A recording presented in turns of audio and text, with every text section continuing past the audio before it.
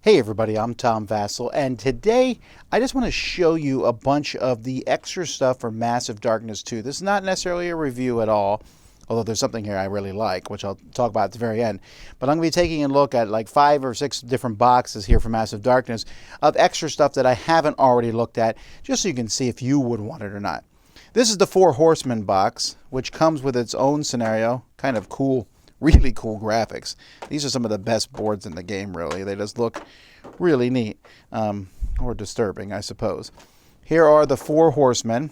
Each of these horsemen can be fought against separately, or you can even fight them as a boss. And so if you play, they have different scenarios in here. You can play them by themselves, or you can put them together for a campaign if you're playing with the Heavenfall campaign, something we'll talk about briefly. Each of them, so you have, here we got plague, and famine, and death, and war. They each come with their own little punishment deck here. And sometimes something will cause you to draw a punishment card. So all enemies have attack, add a burning to the defending hero. So that's not a great punishment to have. So those different things are going to appear. And then there's some tokens that you'll use with famine and death. So that's basically what's in this one. This one's fine. I don't need too many, extra scenarios for the game, so I won't be adding this one to my collection. I think the models are, maybe that's it too. I've seen the 4 Horsemen in so many things that it's not as exciting to see them at this point in time. I do like the little cards that they have, the little punishment cards. That's a neat idea. And like I said, these are gorgeous boards. So there you go. And then you have all 4 together as a boss. Multi-bosses are kind of cool. Now we got some monster boxes to look at. First we have the Gates of Hell here, which adds Cerberus. A cool little roaming monster mini. So that's kind of neat. He's not particularly good because he doesn't allow you to remove burn. So that's kind of a pain in the neck. And then you got 2 new types of monsters here. We have the Shadow Demons, who do more damage in the shadows, and then the very, very annoying living statues, who will add shields on blank defensive rolls, and that's kind of crazy since they roll 2. They're just harder to kill. I kind of like that. They also look neat. They're like, basically, this is the leader. Little dwarves here, and then the shadow demons look kind of cool, although they look more like Golem's cousins. So there's also a bunch of extra item cards here. I always like new item cards, so these are always tempting to just grab and stick in your deck anyway. I just like having more stuff. Then we have War of Souls, which sounds like the name of a complete board game. This also comes with a roaming monster, the Banshee. Ooh. And she gives Scream tokens, and Scream tokens will lower players' defense as they get hit. Then you got 2 regular things. You have the Wraiths, who are some actually, again, some of these models just look fantastic. I really like how the Wraiths look. So the Wraiths are just going to move people towards you. They're not particularly hard to kill. And then the Storm Elementals. I like Elementals. I don't know why. There's something about Elementals that I just enjoy. These guys basically have chain lightning. So if they hit you, another hero in line of sight will take a wound, so they can bounce stuff off. These are kind of cool. And again, there's extra, this Soul Lantern's kind of cool, but extra loot for each of the different levels. There's a Kickstarter rule that says every Kickstarter that's a dungeon crawl has to have a dragon expansion. This is basically only used in campaign. So here we have a bunch of cultists, and then in the background we have the dragon itself. It's a pretty cool giant dragon, kind of like Fin Fang Foom style, almost. Really good detail. Of course, it would look even better if it was painted, but it's cool to have a giant dragon like that. This comes with a board of terrain and an entire quest that you play through with the giant, leader card. There's some cultists, some, minions that are included with the game, but they're basically working with the dragon. So the dragon there's a couple items in here, but there's a ton of draconic skills These are skills that heroes can get, but they make you susceptible to the dragon by collecting these draconic skills. I don't know a lot more than that. I know that you replace the darkness track with this dragon tracker, and you can even use that in a regular game. I'm not sure why you would, though. But anyway, I think people are just buying this for the dragon model. I'm most excited about here, Druids versus Beelzebub. And this is not the one you might normally think. This is some sort of large beetle type insect creature who's a little kind of freaky looking here. He's a wandering monster that you can add. Beelzebub. But we're not here to talk about him. We're here to talk about the new character class that's included with the set.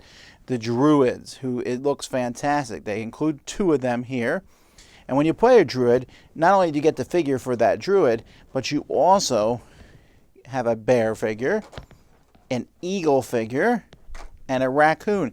And you can turn into any of those. On your turn, once per turn, you can switch forms. But this form is going to matter a little bit because on you can only do certain actions. For example, the eagle can't recover, trade, interact, or open doors. The bear can't recover and only can move 1 point. And the raccoon can't recover or attack. So the only way that you're going to recover is if you switch back to your normal form. Also, at the beginning of each turn, each form that you're not one of goes up. You can spend those. So, for example, you as a bear, you can spend 1 to ignore a die. The eagle can spend 1 to re-roll. The raccoon can spend 1 to get an extra movement point. And as you upgrade, you'll get more things. So, for example, if you take Tenacity 1, at any time you can spend 2 bear points to choose a mob that's within range, and you count as the closest hero to that mob. And there's all sorts of things that you can get as you upgrade and go up these different levels. And many of the different cards that you get. So this Tenacity 1 I just showed you, you can go to this side, or you can choose the raccoon side. And you pick which one of these you're going to do. And so the Druid is constantly switching forms, using the different forms to their benefit. Obviously, they're weak in certain spots, but strong in other. A really fun character class. The last thing we're taking a look here is at Heavenfall. I've talked about this a lot, actually. This changes Massive Darkness to a campaign game. Now, frankly, I don't know why you'd want to play this as a campaign game. There are so many cool campaign games out there. And one of the things I love about Massive Darkness is that it's not a campaign game that you just go through and play. But if you want to, there are some cool benefits to it. Okay, first of all, some really cool background things. Well, it does look like a miniature golf course. And there's some cool miniatures. I mean, they're like angels gone bad. I mean, look at this thing. Like, how does this thing, like, rest at night? There's just too much stuff going on. This one's actually pretty cool. I like this one, too. And you got angels and stuff. All right, fantastic. But more importantly, you have, like, a town that you can go to, and you can see certain things were going to cost you. You'll turn in these things to get points, and so you can spend 81 of these things to search for an item from any treasure deck and reshuffle the remaining deck. So they're going to add more treasures because everything can go up to level 10 now. You'll replace on your main board this, which allows you to go up to level 10. But of course, the mobs are going to go up to level 10 too. And they'll have these. There's cards for all the different monsters in the game, the base game. So you can see here's a regular mob that's going to start and just continue to go up. We have level 6 and 7, the fire entities, and all the way up to the level 10s, the gargoyles and the skeletons. So they have everything for the original game, including your stuff. And this is the only thing that would tempt me to go higher, is the super special abilities that you can get. You know, if I, for example, am a paladin, I can get boldness level 4 now, which attack, reroll 2 dice, plus 3 swords. And then choose, I can add a yellow, an orange, or a red. That's really cool stuff that I can add. Speaking of that, there are now red and green dice, upgraded dice in the game. There are now a new deck of legendary treasures. So, you know, if the other stuff's not good enough, with Hellfire sets that can be built.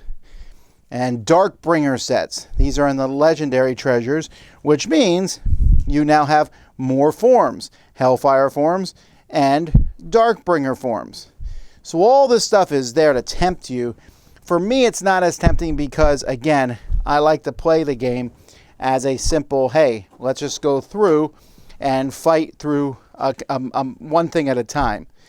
But you can now go through, there's interconnected quests, you can go up in levels in between. When you go to town, you're going to be able to buy special skills and the various things and get tokens, and that's all listed here in this page. Now, I will say it's not overly complex, but I'm kind of happy where the game is. But if you want Massive Darkness to be able to go up to these higher levels, well, here you go. So while this isn't necessarily for me, I can see why a lot of people would like it. But this is, of all the stuff we showed today, I don't think any of it's critical. For me, I want the Druids, straight up. And then I might get some of the monster packs. The Dragon's cool, but I don't know if I get that. Heavenfall, I can appreciate it, and I think it's neat. But it's not how I want to play Massive Darkness 2. Anyway, that's a bunch of extra stuff for Massive Darkness. I'm Tom Vasel. We'll see you next time.